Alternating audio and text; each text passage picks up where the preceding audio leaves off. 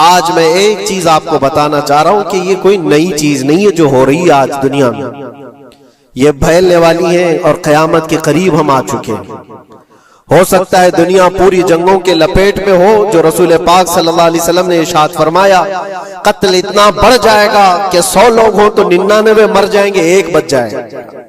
कत्ल इतना बढ़ जाएगा, ये जंग की आग हो सकता है आसपास सब फैल जाए, जिसकी वजह से इस वबा में, इस बला में सब मुलविस होने लग जाएंगे।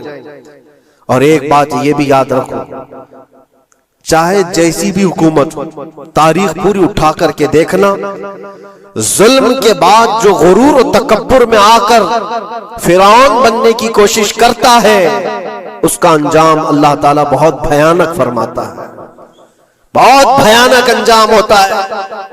अब के जालिम भी अपने अंजाम के बहुत करीब आ चुके हैं। इन्होंने जुल्म इतना किया है, वो बच्चों की आहें, वो औरतों की चीखें क्या बारगाह रब्बुल इज्जत में ना पहुंची होंगी। रब तबारक व तआला खुद फरमाता है, सयअलमुल्लज़ीना ज़लमू अय्य मुनक़लबिन यनक़लिबून, अनक़रीब जालिम ये देख लेंगे कि किस पलटी में अल्लाह ताला उन्हें गिराने वाला है। जो जाल वो अपने दुश्मनों के लिए बुनते हैं, अल्लाह ताला उसी जाल में उनको फंसाता है। आज देखना आप, तारीख की सच्चाइयां आपको इस बात का जवाब देंगी। जालिम ये समझता है कि मैं खुदा के बराबर हो चुका, अब मुझे कोई भी हिलाक नहीं कर सकता। अल्लाह ताला फरमाता है, इन्नमा तकूनु युद्रिकुमुल मौत वलौ कुंतुम फी बुरूजिन मुशय्यदा, तुम मजबूत किले में क्यों ना बैठे हो, मौत तुम्हारे पास आकर पकड़ लेगी। और रब तबारक व तआला के लिए कोई चीज नामुमकिन है। लोग आज हवा बनाते हैं कि एयर डिफेंस सिस्टम इतना बड़ा है, कोई कुछ नहीं कर सकता। एक छोटे से पिद्दे से एक नाजायज कंट्री को महफूज दिखाने के लिए दुनिया पता नहीं क्या क्या बातें वायरल करती है। इजराइल के पास आयरन डोम है, एयर डिफेंस सिस्टम इतने बड़े हैं, कोई नहीं आ सकता। वो खुदा है? कोई खुदा है?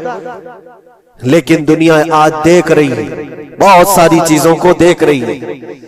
मुझे यहां पर किसी के सिलसिले में नहीं कहना है, लेकिन एक बात कहना है कि नशा में चूर, घमंड में चूर जो बंदा होता है, अल्लाह ताला कभी उसको मच्छर से भी हिलाक करता है। बहुत बड़ी ताकत का इससे मुकाबला होना जरूरी नहीं। तुम्हारे पास होगा बहुत बड़ा सिस्टम, लेकिन रब तबारक व तआला जब इंतकाम ले ले तो फिर तुम्हारे लिए बहुत बड़ी ताकतों की जरूरत नहीं। आप हमें तारीख बताओ, इराक में नमरूद एक जमाने में इस तरह की हरकत किया था कि उसने बहुत बड़ी इमारत बनाई थी, और उसके मुताबिक बात ये थी कि वो 1000 लोगों से तन्हा लड़ सकता था, इतनी उसकी ताकत थी। शेर से खुद मुकाबला करता था, कभी डरता नहीं था। नमरूद की ताकत मशहूर थी उस जमाने में, और सारे लोग उसकी ताकत का लोहा मानते थे, हत्ता कि वो कभी अपनी जिंदगी में बीमार नहीं हुआ था। आदमी जब बीमार नहीं होता तो उसका गुरूर बढ़ जाता है, सोचता है मुझे कुछ हो नहीं सकता। नमरूद ने उसके बाद ये देखा, सारी दुनिया मेरे कब्जे में है, ताकत और दौलत के जखीरे सब उसके पास से, लेकिन एक चीज नहीं थी, मौत। मौत पर कंट्रोल। इसको कैसे किया जाए कंट्रोल? यानी मरने से बच तो नहीं पाएगा, ये कंट्रोलिंग पावर भी हमारे पास होना चाहिए। उसने एक बहुत बड़ी इमारत बनाई, कहा कि खुदा आसमानों में होता है, हम इतनी बड़ी इमारत बनाएंगे कि उन इमारतों पर चढ़कर खुदा को ललकारेंगे, आजा मैं मुकाबला करता हूं, और मुकाबला करके मैं खुदा को गिरा दूंगा किसी भी तरह से। अगर मुझसे ना हो सके तो पूरी फौज को तैयार करूंगा। खुदा से लड़ाई लड़ करके एक बार वो मौत और हयात का पावर अपने हाथ में ले लेंगे, फिर हमको जब तक चाहे जीना है। कहां की खाम ख्याली, लेकिन उसने बनाया, पूरी दुनिया भर से लोगों को जमा किया, सबकी जुबान एक बनाया, सबकी करेंसी एक बनाया, सारी उस पूरी दुनिया के लोग उसकी फौज में, सबको ये बावर कराना शुरू किया कि हमारी लड़ाई है दुनिया से नहीं, हमारी लड़ाई क्रिएटर से, खालिक से। हम उससे पावर छीन लेंगे एक बार, और फिर अपने हाथ में मौत और हयात का कंट्रोल रखेंगे। जिसको जितनी लंबी उम्र चाहिए मैं दूंगा। जिसको जब तक जीना है मैं दूंगा, अजल से लेकर अबद तक ये सारे ख्यालात उसके थे। और उसने जमा किया, इमारत भी बनाया, फौज भी तैयार किया। क्या रब तबारक व तआला ये नहीं देख रहा था? उसकी तैयारी, उसका जमा करना, उसकी इमारत बनाना, बहुत दिनों तक ये सब काम चलता रहा।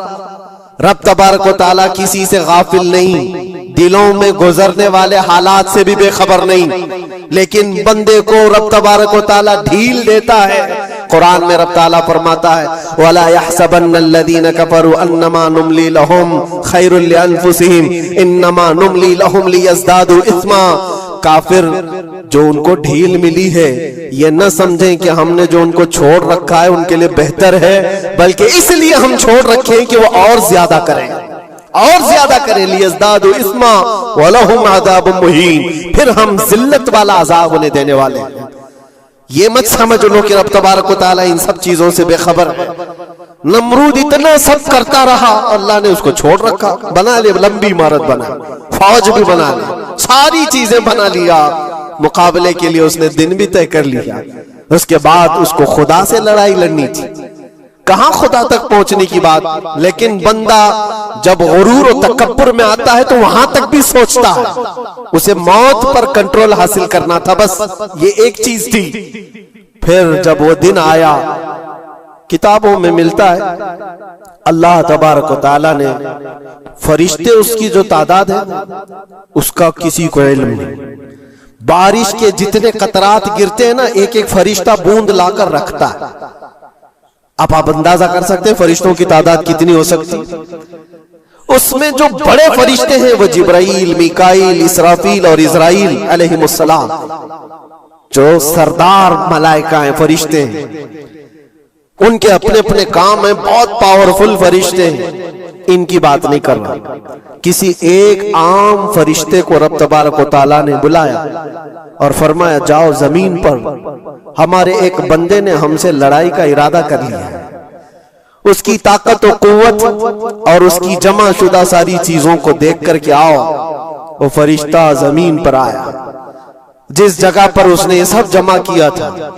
फरिश्ता उतरकर सिर्फ अपने पैर हिलाया था, पूरी इमारत भस्म हो गई। कुछ नहीं किया था, उसकी बनाई हुई इमारत भस्म हो गई। जितनी फौज जमा किया था सब कीड़े मकोड़ों की तरह मर गए और सबकी जुबानें मुख्तलिफ हो गई, कोई एक दूसरे को पहचान नहीं पा रहा। ये मिनटों की भी बात नहीं थी, सेकंडों की बात थी। फरिश्ता वापस चला गया, नमरूद का जवाल हो गया, खत्म हो गया। ये तारीख की एक बात है और ये रिवायत हम अपनी किताबों में नहीं रखते, ये रिवायत यहूदियों की किताबों से ही है।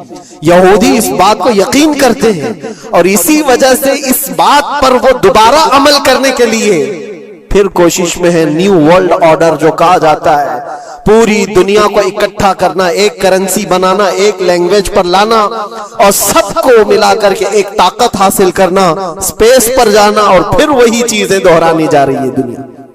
वही चीज एक दोबारा बार ट्राई करना है, जिसके लिए आपको पता है ये छोटी सी कौम पूरी दुनिया पर कंट्रोल हासिल करने के कैसे कैसे ख्वाब देखती है।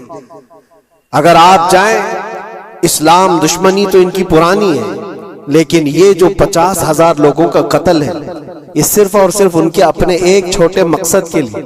हो सकता है बहुत सारी बातें, गजा पट्टी एक ही इलाका बचा हुआ है फिलिस्तीन का, बाकी सब तो ये कब्जा कर चुके 1947 के बाद, 48 के बाद। छोटा सा हिस्सा जो बाकी गजा पट्टी, जिसकी 20 लाख की आबादी, उस इलाके पर इतनी ज्यादा क्यों क्रूरता है, क्यों?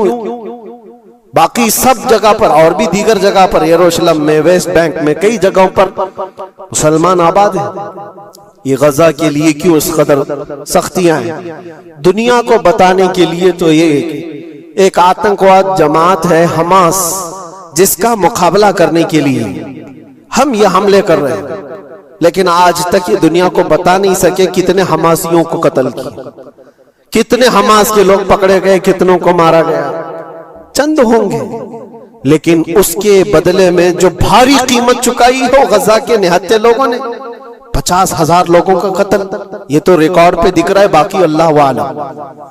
बाकी कितने हैं जिनकी तादाद मिल ना सकी हो।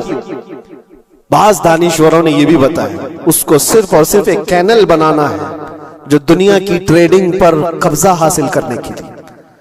जो सुएज कैनाल है इजिप्ट का, जिससे मेडिटेरेनियन सी से लेकर के गुजरते हैं, दो समंदरों को जोड़ने के लिए एक कैनल है मिस्र में, इजिप्ट में, जहां से इजिप्ट हर गुजरने वाले जहाज से टैक्स लेता है, हर गुजरने वाले जहाज से एक भारी कीमत लेता है, जिससे ट्रेडिंग पर असर भी रहता है। और जब वो चाय बंद करे, 2 मरतबा उसने बंद भी किया था तारीख में 1950 के बाद। और ये ख्वाब देखता है इजराइल कि हम अपनी ही जगह से एक कैनल बना ले तकरीबन 300 किलोमीटर, जिसके लिए उसको गजा हासिल करना बहुत जरूरी है।